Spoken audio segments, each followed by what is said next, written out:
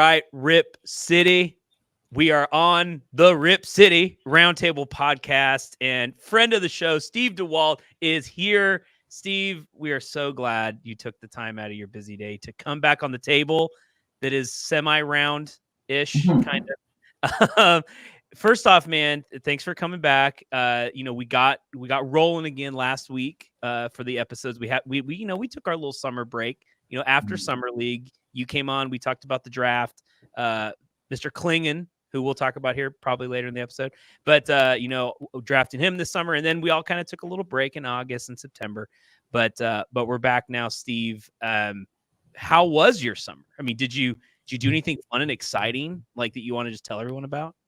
I mean, my summer was a little more low key because we were in 2 weddings in Mexico, so I used up a lot of that old PTO earlier in the year. But we just had a gorgeous summer here in the Pacific Northwest.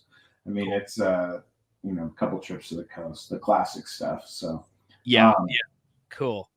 But I was actually able. I hadn't been back, because I'm down here in Waco, Texas, and I hadn't been back to the Portland area. I think it might have been right around when our son was born. So it was like 2 years ago. But we came back in September for a wedding. One of my good friends from high school was getting married, and it was just gorgeous. It was like, outside of Newburgh, and we're like in the rolling hills and wine country, and the weather was great. And I was like, oh man, I was like, I talking to my wife, Lauren, I was like, I mean, we could just move back, and probably not going to happen, but it was nice coming back home for a little bit. So. No, Waco's not bad though. I don't mind Texas. Yeah, Texas isn't bad. Texas has definitely grown on me. It was an adjustment for sure when I got down here, but yeah, it's home now. So, all right, Steve. Well, you know what, dude? We're just gonna jump into it. So at this point in the season, where we're at now, we're recording this on a Monday here. The Blazers were 3 games into the season. We're 1-2. We've played the Pelicans twice and the Warriors for the first game. I want to get your thoughts on what you've seen so far during these first 3 games. Is this the team you thought you were going to see? Or have they surprised you? Are there certain players that have stuck out? Give me kind of your Steve Dewald thoughts. And for our audience that doesn't track with you, Steve, you kept up with all the draft picks. You were coming on our show last season, dropping knowledge about who the Blazers should be drafting. And I know the draft again wasn't great or whatever, but so that's your background. Now you're seeing some of these players now come. The season started. So from that perspective and just overall, what are your thoughts? I mean, so to be honest, I mean, the team I kind of expected to see was the team that rolled out in the home opener. Wasn't much of a game. The Pelicans games have been very encouraging, but also I think tonight, before we record, as we're recording this, they're getting ready to play the Kings. I think it's going to be a really good test here to kind of see what to expect. I think a lot of the younger players, I think Toumani Camara, a guy we both praised in the past, looks the part of an NBA role player. Looks like a guy who could probably be the 5th option of starter for on a good team. Jeremy Grant is playing out of his mind right now. I've kind of come around to the idea of, I think it's nothing but a win for the Blazers, where he's playing so well that he's definitely upping his trade value. But if he sticks around, he's the type of player I think you want around. He's been absolutely amazing for the floor spacing. I don't think his shooting percentages are sustainable on that front, but it's important to create an environment for these younger players to have that person, taking the pressure off of them, that he's there to take the big shots. He's there to make sure lanes stay open. And it's clear he has the green light to do whatever he wants. I think Donovan Kingan looks as advertised. He's huge, has a really nice touch in the paint on the defensive side. We've seen him make a couple fouls, but really for a player like that was typically a 3 or 4 year adjustment time for those players where they learn to not be foul magnets. He's looked good. Now, I don't know if his ceiling is much more than, 23 to 28 minutes a night, but I think he's a little more flexible on offense than I even thought, but defensively, he's as advertised. On the downside, I know people have been really excited with some of the stuff they've seen from Scoot Henderson. But I've really just been thinking a lot because I've watched, 2 consecutive games start to finish, which I'll be honest, last year I did not watch a lot of this team. I focused on the prospects. Really, for most of my adult fanhood and when I'm really dialed in, I've watched Blazer teams that have competent point guards. So, I really just count Andre Miller and then a brief break. And then we had Damian Lillard enter the league as kind of an old soul at point guard, someone you could trust. Yeah.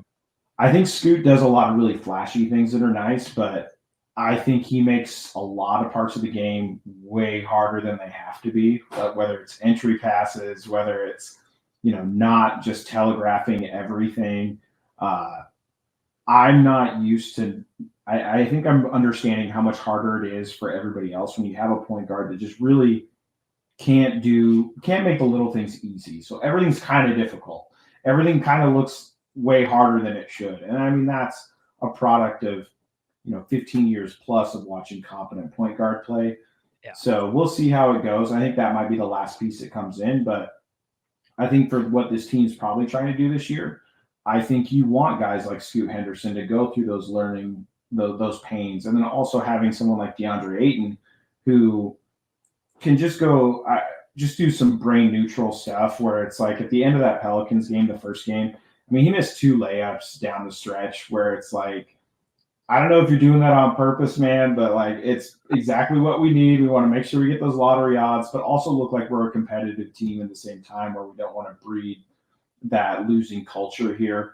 So kind of perfect players to have and what I'm hoping this season turns out to be.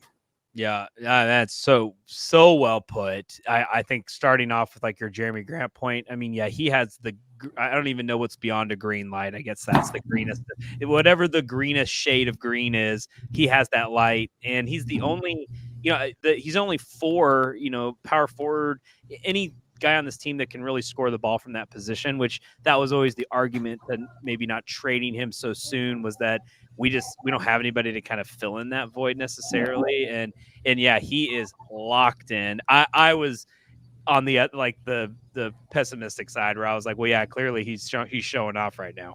He's what the Pelicans were a team that mentioned, not that I think we want like a Brandon Ingram or anything like that, but it's like he's showing people, look, I got it, man. But he is on fire. I wish he was on a Blazers team that was competent. Like I wish he was like 3 years younger or something, and he would stick around for where hopefully we're going, because he does fit what we would need. It's just they're not the right time, in my opinion. But even just having him under a coach like Terry Stotts, where we've seen what he can do with very versatile power forwards. Like I would have loved to have seen him in a Stotts fence. To where he can kind of do some more of those things that LaMarcus did and, that he had Dirk Nowitzki doing in Dallas. Like he's playing that style of basketball. And looking forward, and I've been a big proponent of let's see what we can get for him on the trade market. But also, if the ping pong balls do fall Portland's way, I can't think of a better professional to have in a room with a guy like Cooper Flagg than Jeremy Grant, because ideally you're playing the same type of position, a very competent defender and someone who can score from all 3 levels. And I mean, I think Cooper Flagg has a much higher ceiling than Jeremy Grant, but man, to have that person when you come into the league could be such a huge bonus for a player like him coming to Portland. Yeah, it's one of those things that people don't talk about because it's not on the stat sheet or this or that, but it does. But these guys, 82 games, all the traveling, like you can glean so much wisdom off of these veteran players with having young guys around, or vice versa. That I just think that is a huge deal. Is Stotts fence? Did you come up with that, or is that someone else's term, Steve? No, I don't think so. I think that's been in the ether for a while. I don't know who to attribute it to, but I mean, knowing me, it's probably a Danny Meringue saying that I've just absorbed. But it's been out there. That's not a Dewald original. I love it so much. I love it so much. Yeah, no, I think in Cronin, Joe Cronin, the GM, has shown obviously he goes patience, right? Just he'll find the right deal. He'll find the right deal, and if the Jeremy Grant deal isn't the right one, they're very happy just keeping him. And I think the Blazers and Rip City fan base, I think we would be fine still having him. This isn't like the old Rafe LaFrenz expiring or other ones where it's like, you got to move it. It's like, well, I mean, if it's the right deal, sure. But if not, then he's there. I just thought, is the starting lineup, is that the lineup you thought was going to be out there to start these first 3 games, Steve? Or were you surprised by the starting lineup? I mean, I think judging what was coming out of training camp, this is kind of what I expected. I think Tumani Kamara was playing so well that they weren't going to deny him that extra starting spot. Yeah. But I think this is going to be pretty fluid. I mean, we're 3 games into the season. I think we're going to see a lot of iterations of what the starting lineup's going to look like this year. Sure. But I am interested to see. What I do like about this is I think this is an offense and a starting lineup that's more conducive for a guy like Anthony Simons and Jeremy Grant. I think things get weird for Anthony Simons when Scoot's out there too. So I like having this starting lineup the way it is. And I mean, yes, we can hang on to both of those players, but this is also a good way to showcase them in the opening minutes against teams of what these players look like in an ideal situation in the starting lineup. Yeah, I guess you're right. I just was like, okay, Denny is probably not a 2, right? He's more of a 3 or a stretch 4. And then Tumani was always like that 3 or could be a 4 in some lineups. It just didn't feel like, oh, there's no real 2. Well, I mean, Simons, I guess, would be the 2, but like, who's the point guard? Who's the shooting guard? That part was weird to me. But I mean, I get it. But if like Shaden, let's say, wasn't hurt, if Sharp is playing, is he starting? And if so, then who goes to the bench? Yeah, I think in that situation, you probably start Shaden, and then I would assume you move Denny down a position to small forward, and then with Tumani being kind of that jack of all trades, I think he's a more classic 6-man. Like if your 6-man is not going to be a guard, I think your 6-man is like perfectly fitted for what Tumani does, because you can bring him in as a power forward, small forward, and I think there are some lineups where you can play him all the way up to guard. Sure. But as someone who's watched and you as well, a massively undersized backcourt, like I'm here for putting Denny at shooting guard. Like let's just attack height and see what it looks like, and we'll compensate for those years. We'll bring that average up a little bit. Sure. Close out this decade. Yeah, for a while we were hurting there with CJ and Dave, but yeah, I was glad to see the team at least bounce back against the Pelicans in that game too, because game 1, that was so frustrating, Steve. Like I want us to lose. I'm sorry. I want us to have a better chance at a draft pick so we can have contention, the future of contending in the NBA. But dude, to lose like that, like the turnovers, the cherry picking, the show, all the threes, like I was like throwing my iPad, like it was just like show effort. I feel like I could not watch 82 games of that. Like I don't mind watching us, lose and the whole development thing, but if it was going to be that every night, Steve, no way. No way. So I was glad there was bounce back and a little. Yeah, I'm hoping for more games like the second game. I don't want too many wins. Yeah. I want we can show we can be competitive, and then if we can pin a loss on a couple just bonehead missed layups, I'm perfect there. Yeah, for sure. I think, if you look at the standings, and I know we're like way too early for the standings, but you have Detroit at 0-3. I think Detroit's actually not terrible. Like they're going to get wins. Like that's going to happen. Charlotte, they're 1-2. Charlotte looks competitive early on. They're going to get some early wins, I think. I think Washington is who we're competing with. Like they're 0-2. They're not going to win a lot of games. So we just got to pace with them, Steve. I think the Pelicans are right there too. I think they are awful. Oh, I think that are going to like tank it or going to be bad. Well, I don't think they're going to on purpose tank. But if you're talking about a team that could just instantly get into this race, you have the well-known Brandon Ingram situation there. That's not ideal by any sounds of it. Yeah. They're at an impasse on what his future is there. Zion has proven he can be gone in the blink of an eye. And then you have a center situation where I think they're going to have to address it because this isn't going to work. this is, I think my major thing that I was bummed out for this 2-game series was that Robert Williams wasn't playing, because that I think would be a perfect trade target for them. And, we've proven we can make deals with New Orleans, but New Orleans there's some serious problems with that roster. And so we'll see what happens, but I think there's a lot of teams that could it could go real bad in a real hurry. And like the Pelicans, just because they're proven producers, could be gone instantly. So I think that's where we potentially run into issues. Who and sorry, I know we're kind of going off here, but like, who is that a CJ problem? Like who on what contending team in the last, like, say 10 years was there a CJ McCollum on any of those teams? Like if you went through the past champions, like is Steph Curry the closest to, like, and I know I'm not comparing Steph to CJ, but I hear you. That kind of smaller guard that's a shooter, like, because if you start going through all these other championship teams over the last decade, there's not really a CJ McCollum, unless maybe they're coming off the bench or something. Like, is CJ the problem? Is that why the roster is weird? I mean, I think it's an Ingram Zion thing, and that's where I would kind of put that.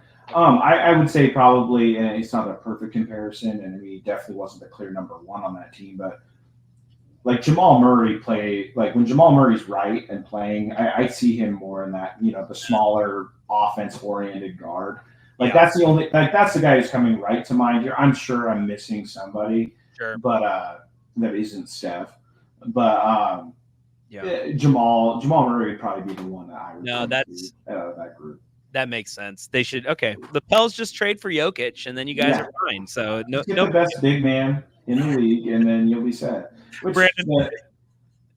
mean, if you want to talk about a team that should call up the Blazers and really just test the water for Jeremy Grant, like Jeremy Grant fixes a lot of problems that the Nuggets are running into. They just don't have the money to make that deal work at this point. They don't, and like we'd have to probably, like, Michael Porter Jr. would have to probably be in that trade, and it's like, does a guy like that, like, injury history, does he help the Blazers? Probably not. I mean, he's young, but outside of that, I don't know. But yeah, you're right. Denver, I didn't mention them, but yeah, they're sitting there at 0-2 as well in the standings. But you have to think they'll right the ship in some way. They'll be fine, but I don't think right now what they're doing now is not a title winning team. They're going to be fine, but I mean, they have higher hopes for this playoffs. There could be, though, like, you throw a package. I know you'd have to make the money work, like you said, but maybe like a bunch of first rounders from them, because maybe Jokic just doesn't want to play until he's like 35 or 36. So maybe,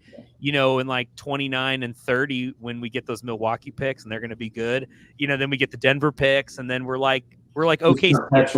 Perpetual state of rebuild, and just I always have interesting content because we always have an early pick. That's the dream, right? That is the dream. Always content for Steve. Well, let's move into that real quick. Well, we're transitioning. So you've been watching more games this year, like you just said, so that's been good. But are you still, I mean, you're still going to be tracking like prospects and stuff like that? Is that still going to be part of your regular season thing? No, it's nice this year. There's a lot of guys in college that are kind of one-stop shop. You can watch one team, and you're going to get a big cross-section of players that are in the lottery conversation. So a lot of teams will play their first early kind of couple preseason games, not really televised. This kicks into full swing next week.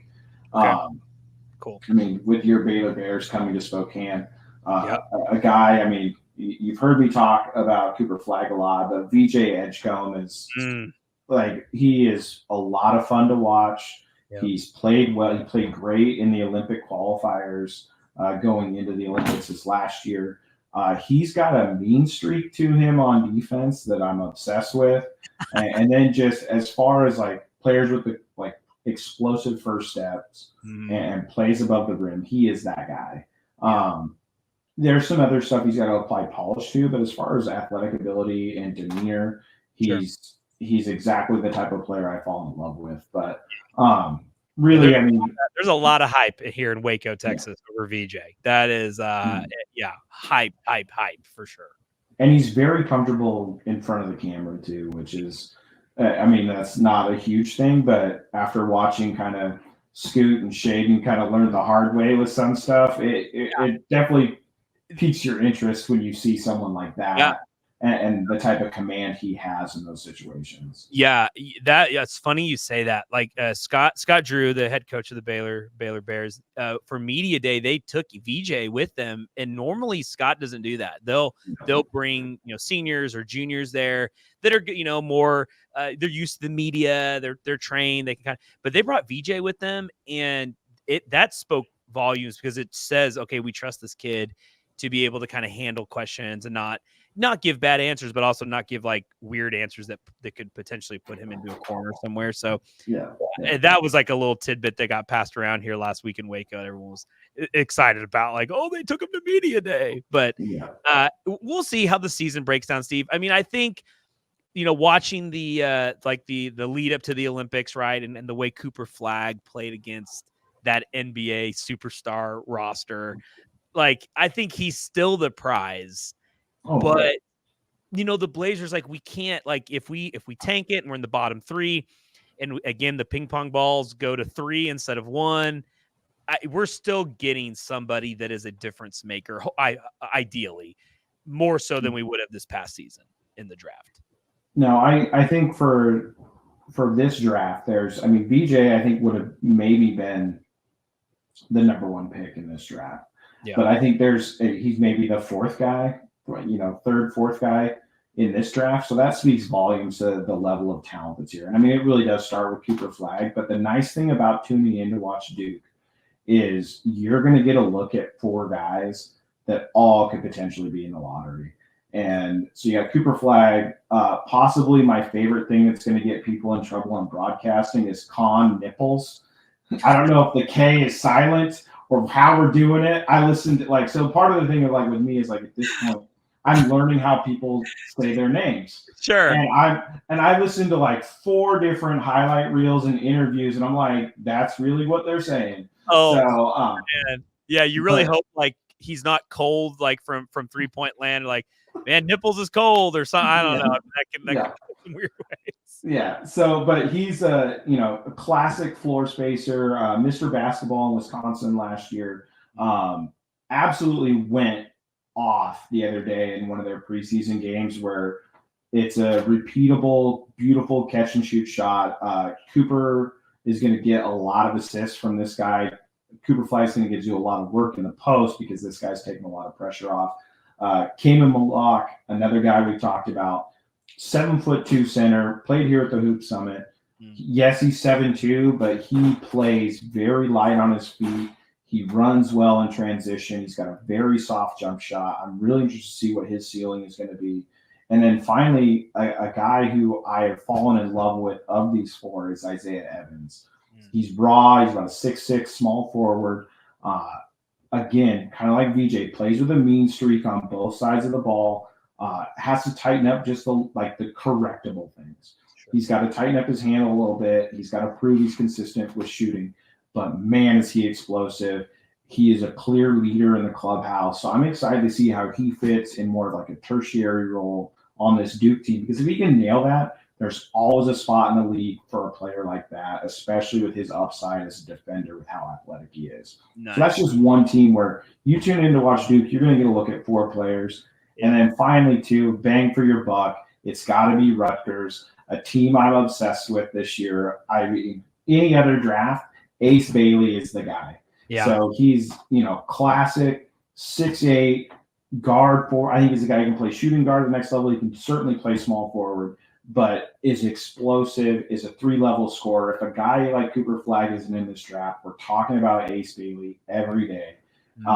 He's going to get a chance to hit the ground running in Rutgers with the perfect running mate there in Dylan Harper, who's just a classic big point guard, son of Ron Harper. He knows what it's like to be a pro, sees the floor really well.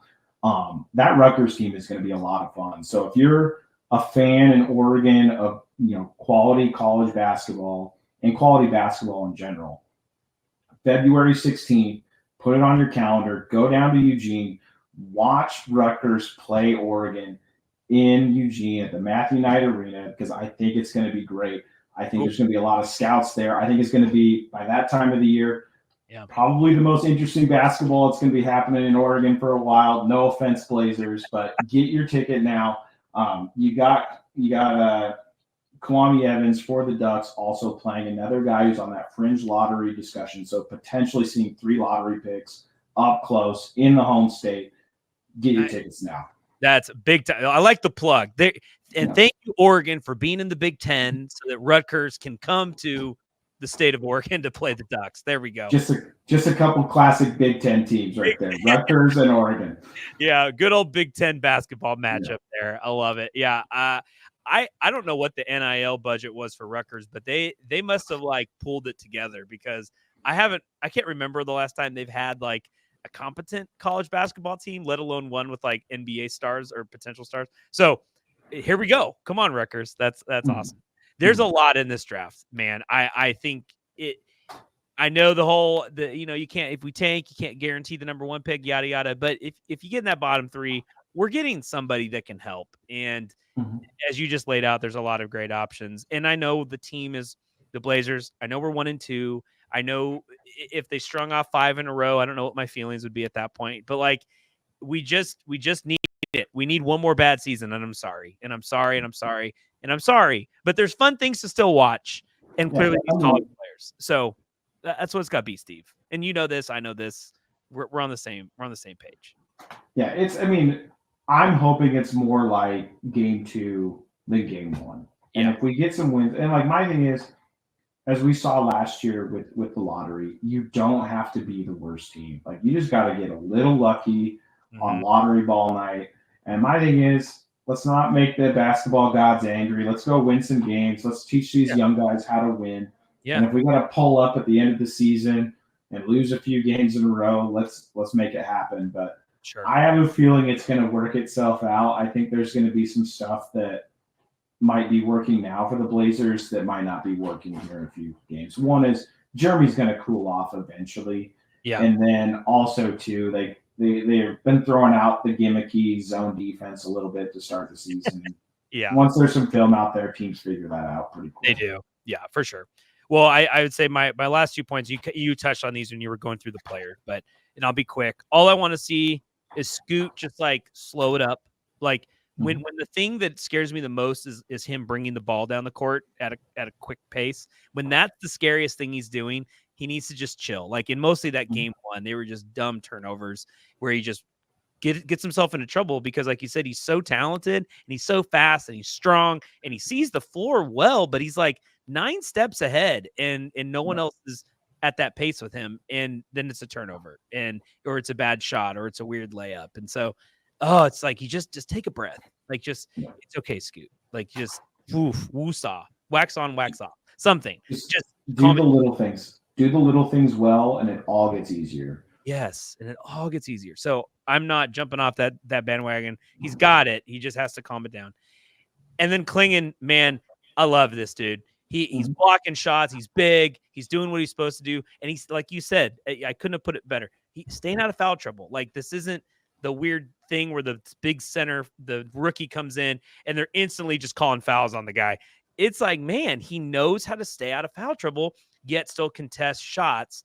And NBA players are still like, there was one drive in game 1. I forget who was going to the hoop, but it was just like, it was such a stuff. Like he just threw it back in the guy's face. So they'll adjust to him. He'll have his rookie moments, but this is exactly the Donovan season that we all want. I think is him just figuring out the defense, let the offense come, but just be that big guy on defense. So I was excited. I've been pleased with his first 3 games. I think too, it was a great contrast to see, and it's a lot to your point there, is you saw it when, no offense to your Baylor guys, but when Misi came on the floor, it was a point to attack him on offense. Yeah. When Donovan Kingan's on the floor, he's getting treated like a veteran rim protector. and there's an aversion to going down there because he will absolutely annihilate your shot. Yeah, he will. And he times it so well. And for being that big and he's good at blocking or timing your shot, it's like it makes such a difference. It is that Rudy Gobert just policing the paint. and you have to just alter your shots. You have to throw it up so weird off the glass just to even have that thing have a chance. So, I'm excited to see how he grows and develops. And I think behind a guy like Ayton, I don't know how much like learning is going on there, maybe, but at least Kingan doesn't feel like he has to come in and like do all these things, And then when Rob comes back, there's still more. There's a lot of centers in the mix, so I think bring him along slowly. Goodness gracious, knock on wood, no injuries or whatever. But just I love that he can stay out of foul trouble. I think that is an awesome thing. So I'm excited, man. Okay, last thought before we go, and I'll give you 1 minute. Okay. Well, actually, one more thing after this. First Blazer traded, and I know I hate to go back to negative thoughts, but who is it, Steve? Who's going to be the first one out the gates here? Provided that the season goes poorly, who's the first one out? I think if they get any run of consistent play from Robert Williams, I think they pull the ripcord on that pretty quick. Yeah. Because it just makes sense from a roster construction standpoint. I think you're going to want Kingan playing pretty consistently. That gets a little weirder if Robert's there. And then also, too, it's like you're kind of playing with fire the whole time. So, like, if you get anything over 10 games out of him where he's healthy, I think you got to make that move. I think the dark horse here is Anthony Simons, though. Like, I think they would probably listen to offers. I don't know. I have no insider information, but I think it might be the time. Like, I think they've gotten burned by hanging on to guys a little too long in the past. I think they have a chance to correct this. And really, if you're looking at a guy like Joe Cronin of what plagued his predecessor outside of being a huge asshole was hanging on to guards a little too long. So I think that could be maybe he learns from that. Yeah. So. Is Neil still in the league? He's consulting for somebody. I read about it the other day, but I'm pretty sure that could have changed. But I'm sure I remember reading something where he's consulting for somebody. Goodness gracious. Yeah, I could just, and again, I don't have any insider knowledge. I just am reading the body language, and something about Anthony just feels like he knows he's not going to be here for the long haul. Like, I don't know. There was just some shots in game 1 and in game 2 where I'm just like, dude, Anthony hits those, man. They're wide open, and it's like, it's just something about it. It just doesn't smell right to me. So I don't know. And then when Shaden comes back, you have that weird log jam again. And at least we don't have Brogdon here in the mix too, but there's just going to be another with Tumani kind of sliding to some 2 minutes, like shooting guard spots. I don't know. I think I'm with you, Steve. I think as the dark horse, you're right. But if Simons was one of the first ones out, I wouldn't be surprised either. So, but I'm with you, Rob. And not to hedge too much, but I think if Jeremy Grant keeps playing like he is, who knows? Joe Cronin might get the offer he wants. I'm kind of in like, well, let's just see this out a little bit, maybe. I pump the brakes. We got a lot more years on this contract. Let's see what's going on here. For sure. No, I like it. Okay, now final question. So, you came to fame. Why you're a celebrity, Steve, in the Portland area was because you are one of the hosts, right? The co-host, the main host. I don't know what you want to call yourself, of the Church of Roy podcast. This is it's a staple. It's on the Mountain Rushmore of Blazer podcasts. And you took a break. It was a lot. You had a lot going on. It's a lot. It's a lot to do these shows. I'm blessed to have an amazing crew behind me, and you guys don't get to see their faces. Without them, I don't do this. So we have been talking, and I was trying to, hey, Steve, what about the Church of Roy? Is it going to come back? And I'll let you answer. I mean, is it kind of maybe going to come back? I think now is I think last year was too early still.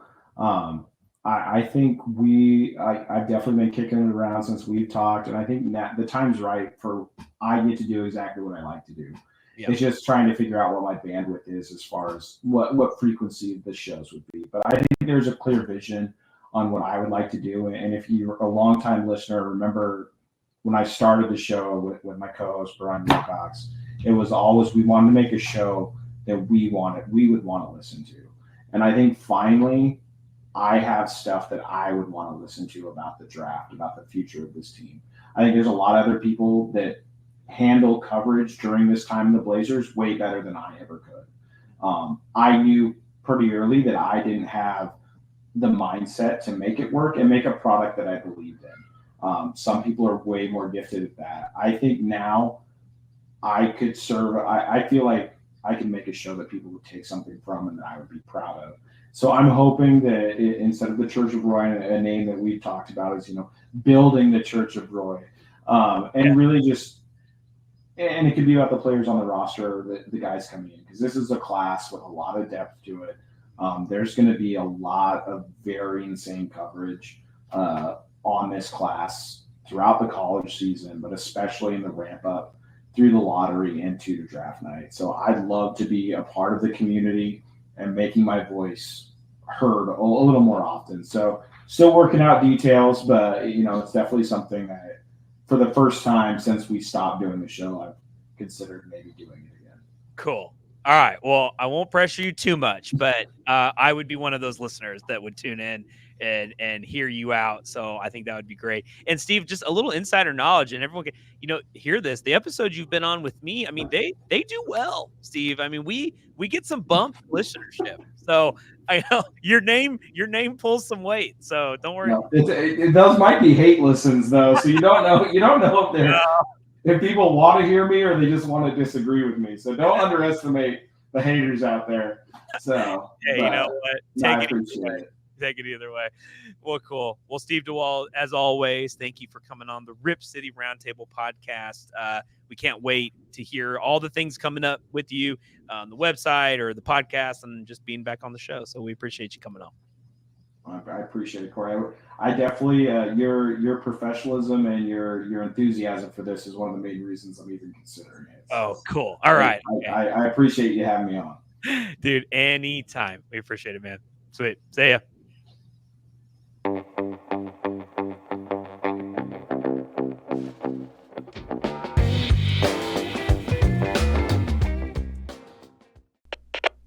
We are Rogue Media Sports.